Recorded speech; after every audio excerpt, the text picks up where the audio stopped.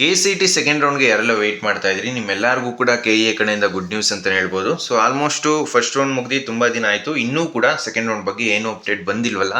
ಯಾವಾಗ ಸ್ಟಾರ್ಟ್ ಆಗುತ್ತೆ ಈ ರೀತಿ ಡೌಟ್ಸ್ ಇತ್ತು ಅಲ್ವಾ. ಸೊ ಇದ್ರ ಬಗ್ಗೆ KE ಕಡೆಯಿಂದ ಒಂದು ಅಪ್ಡೇಟ್ ಬಂದಿದೆ. ಸೊ ಈ ಒಂದು ವಿಷಯ ಕೇಳಿದ್ರೆ ಅಂತ ಹೇಳಿದ್ರೆ ಪ್ರತಿಯೊಬ್ಬರಿಗೂ ಕೂಡ ಖುಷಿ ಆಗುತ್ತೆ. ಸೊ ನಿಮಗೆ ಏನು ಸಿಕ್ಕಿರುತ್ತೆ ಸೀಟು, ಅದಕ್ಕಿಂತ ಬೆಟರ್ ಕಾಲೇಜ್ ಸಿಗುತ್ತೆ ಅಂತ ತುಂಬ ಸ್ಟೂಡೆಂಟ್ಸ್ ಕೇಳ್ತಾ ಇರಿ. ಸೊ ಸಿಗೋ ಚಾನ್ಸಸ್ ಜಾಸ್ತಿ ಆಗಿದೆ ಈಗ. ಸೊ ಏನೆಲ್ಲ ಅಪ್ಡೇಟು, ಏನು ಗುಡ್ ನ್ಯೂಸ್ ಇದೆ ಇದ್ರ ಬಗ್ಗೆ ಎಲ್ಲ ಕಂಪ್ಲೀಟ್ ಆಗಿ ತಿಳಿಸ್ಕೊಡ್ತೀನಿ. ಜೊತೆಗೆ ನಿಮ್ಮ ಸೆಕೆಂಡ್ ರೌಂಡ್ ಯಾವಾಗ ಸ್ಟಾರ್ಟ್ ಆಗ್ಬೋದು ಅದ್ರ ಬಗ್ಗೆನೂ ತಿಳಿಸ್ಕೊಡ್ತೀನಿ. ಆದ್ರಿಂದ ಯಾರೆಲ್ಲ ನಮ್ಮ ಚಾನಲ್ಗೆ ಇನ್ನೂ ಸಬ್ಸ್ಕ್ರೈಬ್ ಆಗಿಲ್ಲ ಅಂದರೆ ಸಬ್ಸ್ಕ್ರೈಬ್ ಆಗಿ, ಯಾಕಂದರೆ ನೆಕ್ಸ್ಟ್ ನಿಮ್ಮ ಕೌನ್ಸಿಲಿಂಗ್ ಮುಗಿಯೋ ತನಕನೂ ಇದೇ ರೀತಿ ಕಂಪ್ಲೀಟ್ ಆಗಿ ಗೈಡ್ ಮಾಡ್ತೀನಿ. ಅದಕ್ಕಿಂತ ಮುಂಚೆ ನೀವು ಯಾವ ಚಾಯ್ಸ್ನ ಚೂಸ್ ಮಾಡಿದ್ದೀರಾ ಅದನ್ನು ಕಮೆಂಟ್ ಬಾಕ್ಸಲ್ಲಿ ತಿಳಿಸಿ. ಚಾಯ್ಸ್ 1 2 3 4 ಅಂತ. ಸೊ ಗೊತ್ತಾಗುತ್ತೆ ಜಾಸ್ತಿ ಯಾವ ಸ್ಟೂಡೆಂಟ್ಸು ಯಾವ ಚಾಯ್ಸ್ನ ಚೂಸ್ ಮಾಡಿದ್ದಾರೆ ಅಂತ. ಸೊ ಬನ್ನಿ ಫ್ರೆಂಡ್ಸ್, ವಿಡಿಯೋನ ಶುರು ಮಾಡೋಣ. ಮೊದಲನೇದಾಗಿ KE ಕೌನ್ಸಿಲಿಂಗ್ ಫಸ್ಟ್ ರೌಂಡಲ್ಲಿ ಸೊ KCET ಕೋರ್ಸಸ್ ಮಾತ್ರ ಆಪ್ಷನ್ ಎಂಟ್ರಿ ಮಾಡೋದಕ್ಕೆ ಇನ್ಕ್ಲೂಡ್ ಮಾಡಿದ್ರು. ಅದರಲ್ಲಿ B.Pharma D.Pharma ಇನ್ಕ್ಲೂಡ್ ಮಾಡಿರಲಿಲ್ಲ, ಮತ್ತು ಮೆಡಿಕಲ್ ಆಪ್ಷನ್ ಎಂಟ್ರಿ ಮಾಡಿರಲಿಲ್ಲ. So last year combined counselling ಇತ್ತು, ಅಂದರೆ KCET ಮತ್ತು ನೀಟ್ ಎರಡೂ ಕಂಬೈನ್ಡ್ ಆಗಿ ಆಪ್ಷನ್ ಎಂಟ್ರಿ ಮಾಡ್ತಿದ್ರು. ಬಟ್ ಈ ವರ್ಷ ನೀಟ್ ರಿಸಲ್ಟ್ ಬರೋದು ಡಿಲೇ ಆಗಿದ್ದರಿಂದ ಬರೀ KCETಗೆ ಆಪ್ಷನ್ ಎಂಟ್ರಿ ಮಾಡೋದಕ್ಕೆ ಬಿಟ್ಟರು. ಸೊ ನೀಟ್ ಕೌನ್ಸಿಲಿಂಗ್ನ ನೆಕ್ಸ್ಟು ಈಗ ಸೆಕೆಂಡ್ ರೌಂಡಲ್ಲಿ ಇನ್ಕ್ಲೂಡ್ ಮಾಡ್ತಾ ಇದ್ದಾರೆ. ಸೊ ತುಂಬ ಸ್ಟೂಡೆಂಟ್ಸ್ ವೆಯ್ಟ್ ಮಾಡ್ತಾ ಇದ್ದಿದ್ದು B.Pharma D.Pharma ಆಪ್ಷನ್ ಎಂಟ್ರಿ ಮಾಡೋಕ್ಕೆ ಬಿಡ್ತಾರಾ ಇಲ್ವಾ, ಫಸ್ಟ್ ರೌಂಡಲ್ಲಂತೂ ಮಾಡೋಕ್ಕಾಗಲಿಲ್ಲ, ಅಟ್ಲೀಸ್ಟ್ ನೆಕ್ಸ್ಟ್ ರೌಂಡಲ್ಲಿ ಆಪ್ಷನ್ ಎಂಟ್ರಿ ಮಾಡೋಕ್ಕೆ ಬಿಡ್ತಾರಾ ಅಂತ ವೆಯ್ಟ್ ಮಾಡ್ತಾ ಇದ್ರಿ. ಈಗ KE ಕಡೆಯಿಂದನೇ ನಿಮಗೆ ಒಂದು ಇಂಪಾರ್ಟೆಂಟ್ ಅಪ್ಡೇಟ್ ಬಂದಿದೆ. ಸೊ ಏನು ಅಂತ ಹೇಳಿದ್ರೆ, ನಿಮ್ಮ ಸೀಟ್ ಮ್ಯಾಟ್ರಿಕ್ಸ್ನ ರಿಲೀಸ್ ಮಾಡಿದ್ದಾರೆ. ಸೊ B.Pharma ಮತ್ತು D.Pharma ಎರಡೂ ಕೂಡ ಸೀಟ್ ಮ್ಯಾಟ್ರಿಕ್ಸ್ನ ರಿಲೀಸ್ ಮಾಡಿದ್ದಾರೆ.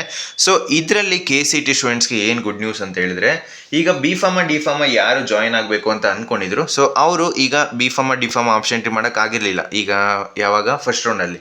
ಬಟ್ ಇವಾಗ ಸೆಕೆಂಡ್ ರೌಂಡಲ್ಲಿ ಅದನ್ನು ಇನ್ಕ್ಲೂಡ್ ಮಾಡ್ತಾರಲ್ವಾ, ಆವಾಗ ಏನಾಗುತ್ತೆ, ಈಗ B.Pharma ಅಥವಾ D.Pharma ಸ್ಟೂಡೆಂಟು ಇಂಜಿನಿಯರಿಂಗ್ ಸೀಟ್ನ ಬ್ಯಾಕಪ್ ಆಗಿ ಇಟ್ಕೊಂಡಿದ್ರು. ಬಟ್ ಇವಾಗ ಏನಾಗುತ್ತೆ, so B.Pharma D.Pharma option entry ಮಾಡೋದಕ್ಕೆ ಬಿಡ್ತಾರಾ. ಸೊ ಅವಾಗ ಇವ್ರೇನು ಮಾಡ್ತಾರೆ, B.Pharma D.Pharma ಸೀಟ್ನ ಅವರು ಆಪ್ಷನ್ ಎಂಟ್ರಿ ಲಿಸ್ಟಲ್ಲಿ ಹಾಕಿದಾಗ, ಸೊ ಅವ್ರಿಗೇನಾದರೂ B.Pharma ಅಥವಾ D.Pharma ಕೋರ್ಸ್ ಅಲಾಟ್ ಆಯಿತು ಅಂತ ಹೇಳಿದಾಗ ಇನ್ನೊಂದು ಇಂಜಿನಿಯರಿಂಗ್ ಸೀಟು ವೇಕೆನ್ಸಿ ಉಳ್ಕೊಳ್ಳುತ್ತೆ. ಸೊ ಆ ಒಂದು ಇಂಜಿನಿಯರಿಂಗ್ ಸೀಟು ಇನ್ನೊಬ್ಬ ಇಂಜಿನಿಯರಿಂಗ್ ಆಸ್ಪಿರೆಂಟ್ಗೆ ಅಲಾಟ್ ಆಗುತ್ತೆ. ಸೊ ಆಲ್ಮೋಸ್ಟ್ ನೋಡಿದ್ರಲ್ವಾ ಎಷ್ಟು ಸೀಟು, ಆಲ್ಮೋಸ್ಟು 294 ಟೋಟಲ್ ಸೀಟ್ಸು ಇರೋದು. ಸೊ ಅದೇ ರೀತಿ ನಿಮಗೆ ನೆಕ್ಸ್ಟು B.Pharmaದಲ್ಲಿ ಚೆಕ್ ಮಾಡೋಣ.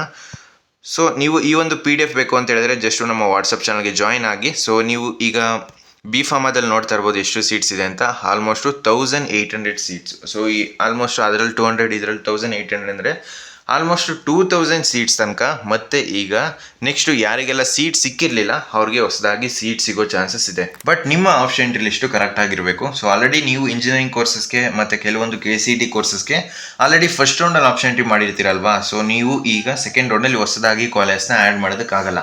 ಓನ್ಲಿ ನೀಟ್ ಕೋರ್ಸಸ್ಸು, ಅದ್ರ ಜೊತೆಗೆ B.Pharma D.Pharma ಸೊ ಇದೆರಡು ಕೂಡ ಫಸ್ಟ್ ರೌಂಡಲ್ಲಿ ಇನ್ಕ್ಲೂಡ್ ಮಾಡಿರಲಿಲ್ಲ, ಈಗ ಸೆಕೆಂಡ್ ರೌಂಡಲ್ಲಿ ಇನ್ಕ್ಲೂಡ್ ಮಾಡ್ತಾ ಇದ್ದಾರೆ. ಸೊ ನಿಮ್ಗೆ ಗೊತ್ತಿರಲಿ, ಸೆಕೆಂಡ್ ರೌಂಡಲ್ಲಿ ಈಗ ಕಂಬೈನ್ಡ್ ಕೌನ್ಸಿಲಿಂಗ್ ನಡೀತಾ ಇರೋದು.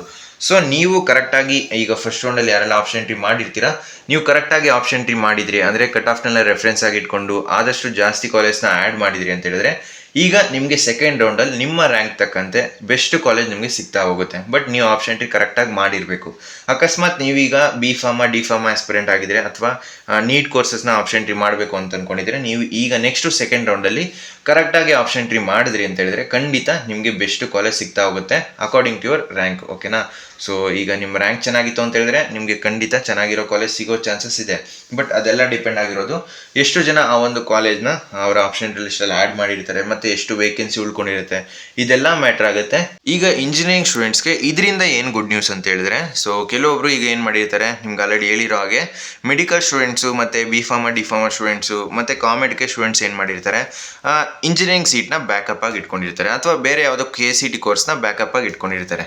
ಈಗ ಸೆಕೆಂಡ್ ರೌಂಡಲ್ಲಿ ಏನಾಗ್ತದೆ, ಅವರಿಗೆ ಬೇಕಾಗಿರೋ ಕೋರ್ಸ್ನ ಆಪ್ಷನ್ ಎಂಟ್ರಿ ಮಾಡೋಕ್ಕೆ ಬಿಟ್ಟಾಗ ಏನು ಮಾಡ್ತಾರೆ, ಆ ಒಂದು ಇಂಜಿನಿಯರಿಂಗ್ ಸೀಟ್ನ ಕ್ಯಾನ್ಸಲ್ ಮಾಡ್ಕೊತಾರೆ. ಅಂದರೆ ಅವ್ರಿಗೆ ಮೆಡಿಕಲ್ ಸೀಟ್ ಸಿಕ್ಕಿದಾಗ ಅಥವಾ B.Pharma ಕೋರ್ಸ್ ಅಲಾಟ್ ಆದಾಗ ಅವರು ಯಾವುದು ಹೋಲ್ಡ್ ಮಾಡ್ಕೊಂಡಿದ್ರು ಅದು ಬೇರೆ ಇನ್ನೊಬ್ಬ ಇಂಜಿನಿಯರಿಂಗ್ ಆಸ್ಪಿರೆಂಟ್ಗೆ ಅಲಾಟ್ ಆಗುತ್ತೆ. ಆದ್ದರಿಂದ ಆಲ್ಮೋಸ್ಟ್ ಈಗ 10,000 ಸೀಟ್ಸ್ ತನಕ ಈಗ ಕಾಲೇಜ್ ಮ್ಯಾನೇಜ್ಮೆಂಟ್ ಅವರು KEಗೆ ಸರೆಂಡರ್ ಮಾಡಿದ್ದಾರೆ. ಅದೊಂದು 10,000 ಮತ್ತು ಮೆಡಿಕಲ್ ಸೀಟ್ಸ್ ಕೂಡ ಇನ್ಕ್ರೀಸ್ ಆಗಿದೆ, ಅದೊಂದು ರೀಸನ್ನು. ಮತ್ತು ಈಗ B.Pharma D.Pharma course option entry ಮಾಡೋಕ್ಕೆ ಬಿಡ್ತಾ ಇದ್ದಾರೆ, ಅದೊಂದು 2000 ತನಕ ಸೀಟ್ಸು ಮತ್ತು ಈಗ ಆ್ಯಡಪ್ ಆಗಿದೆ. ಇದೆಲ್ಲ ಕನ್ಸಿಡರ್ ಮಾಡಿದಾಗ ಫಸ್ಟ್ ರೌಂಡ್ಗಿಂತ ಸೆಕೆಂಡ್ ರೌಂಡಲ್ಲಿ ಕಟ್ ಆಫ್ ಇನ್ಕ್ರೀಸ್ ಆಗುತ್ತೆ. ಬಟ್ ಹೇಳಿದ್ನಲ್ವಾ, ಸೊ ನೀವು ಕರೆಕ್ಟಾಗಿ ಆಪ್ಷನ್ ಎಂಟ್ರಿ ಈಗ ಆಲ್ರೆಡಿ ಮಾಡಿದ್ರಿ ಅಂತ ಹೇಳಿದ್ರೆ ಖಂಡಿತ ನೀವೇನಾದರೂ ಇಂಜಿನಿಯರಿಂಗ್ ಆಸ್ಪಿರೆಂಟ್ ಆಗಿದ್ರೆ ನಿಮಗೆ ಈಗ ನೀವು ಲಾಸ್ಟ್ ಇಯರ್ ರೆಕಾರ್ಡ್ಸ್ ನೋಡ್ತಿರಲ್ವಾ, ಸೊ ಕಟ್ ಆಫು ಅದಕ್ಕಿಂತ ಈ ವರ್ಷ ವೇರಿಯೇಷನ್ಸ್ ಆಗುತ್ತೆ. ಸೊ ಅದರಲ್ಲಿ ಯಾವುದೇ ರೀತಿ ಡೌಟ್ ಪಡೋ ಅವಶ್ಯಕತೆ ಇಲ್ಲ. ಯಾಕಂದರೆ ಈಗ ನಿಮಗೆ ಲಾಸ್ಟ್ ಇಯರ್ ಆದರೆ ಕಂಬೈನ್ಡ್ ಕೌನ್ಸಿಲಿಂಗ್ ನಡೆದಿದ್ದು, ಬಟ್ ಈ ವರ್ಷ ಸೆಕೆಂಡ್ ರೌಂಡಿಂದ ಕಂಬೈನ್ಡ್ ಕೌನ್ಸಿಲಿಂಗ್ ಆಗ್ತಾ ಇದೆ. ಸೊ ಯಾವುದೇ ರೀತಿ ಟೆನ್ಷನ್ ಮಾಡ್ಕೋಬೇಡಿ. ಸೊ ನಿಮ್ಮ ಆಪ್ಷನ್ ಲಿಸ್ಟ್ ಕರೆಕ್ಟಾಗಿ ಇತ್ತು ಅಂತ ಹೇಳಿದ್ರೆ ನೀವು ಹೋಪ್ಸ್ನ ಇಟ್ಕೋಬೋದು. ಸೊ ಈಗ ಏನು ಕಾಲೇಜ್ ಸಿಕ್ಕಿರುತ್ತೆ ಅದಕ್ಕಿಂತ ಬೆಟರ್ ಕಾಲೇಜ್ ಸಿಗೋ ಚಾನ್ಸಸ್ ಇದೆ. ಓಕೆನಾ? ಸೊ ನೆಕ್ಸ್ಟ್ ಏನೇ ಅಪ್ಡೇಟ್ಸ್ ಬಂದರೂ ತಿಳಿಸ್ಕೊಡ್ತೀನಿ. ಸೊ ಫ್ರೆಂಡ್ಸ್, ಈ ವಿಡಿಯೋ ನಿಮ್ಗೆ ಇಷ್ಟವಾಗಿತ್ತು ಅಂದರೆ ಲೈಕ್ ಮಾಡಿ, ಕಮೆಂಟ್ ಮಾಡಿ ಮತ್ತು ನಿಮ್ಮ ಫ್ರೆಂಡ್ಸ್ಗೆಲ್ಲ ಈ ವಿಡಿಯೋನ ಶೇರ್ ಮಾಡಿ.